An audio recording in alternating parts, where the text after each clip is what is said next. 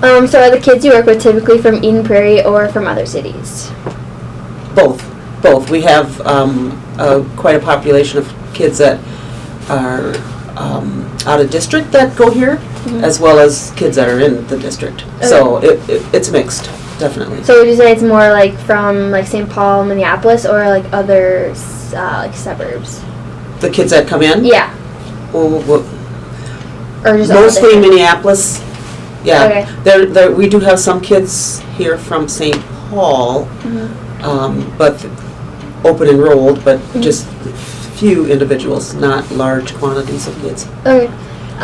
And I just want to say, if you're talking in regards to your question that you haven't asked, which is related to students that need support for poverty issues. Yep.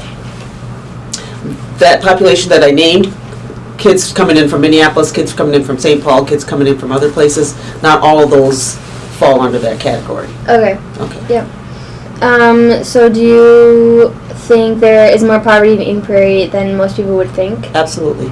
Okay. Yes. How do you support the kids that you work with in regards to poverty? We have various means. A lot of times it's school supplies. There are times when I'm dealing with the whole family, because some kids may come in and say, or maybe they're having an issue in class, and then the teacher either they end up in the dean's office or they end up down here, and then you come to find out that well, we don't have electricity, the lights are off, and that's the reason I didn't get my homework done, or that's the reason I'm hungry, or, I mean, one thing leads to another. So there's lots of ways that kids come through the doors and kids get identified. Right. So they don't always ask for help? Exactly. Okay.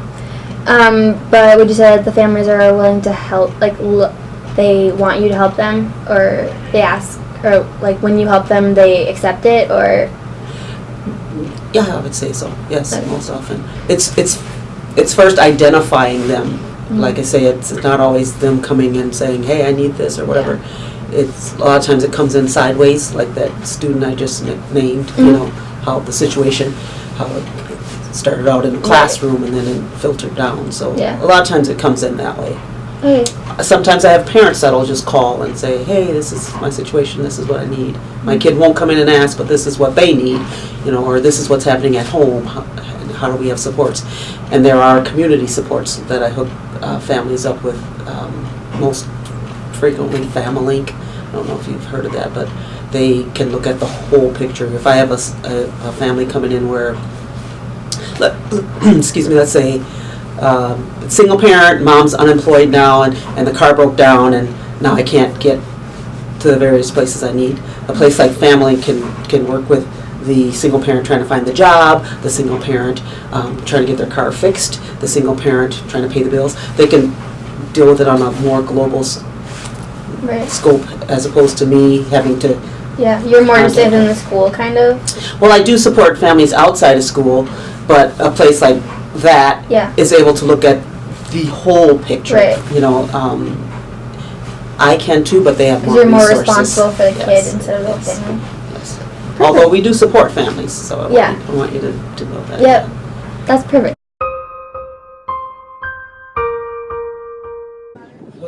Diri, faire charbon, pour nous vivre, pour nous manger, c'est ça qui fait nous faire ici nous-mêmes.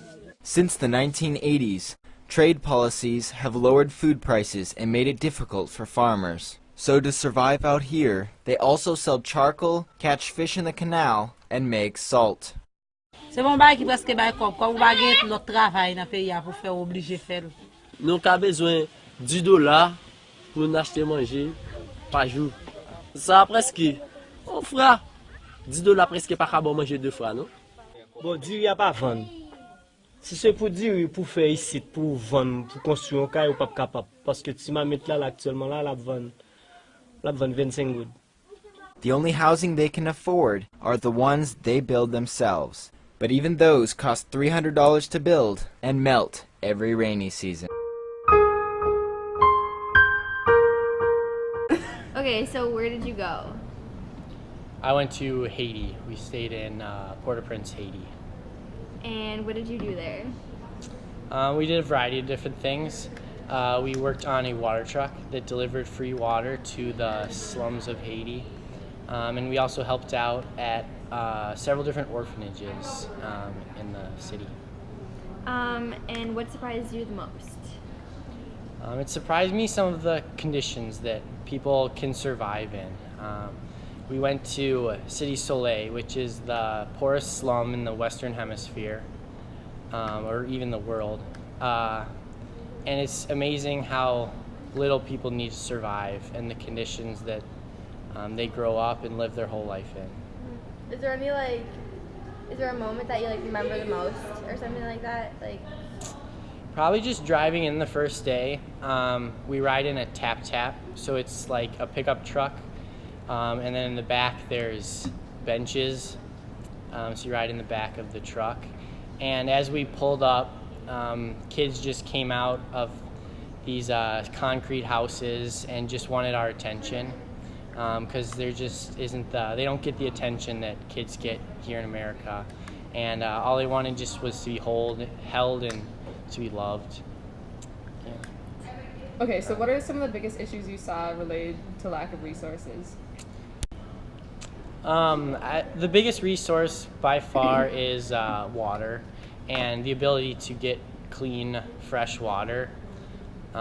Most places in Haiti you have to pay, and they don't have running water, so people walk for like a mile with a bucket, pay like $1 for the bucket, and then they have to bring it back.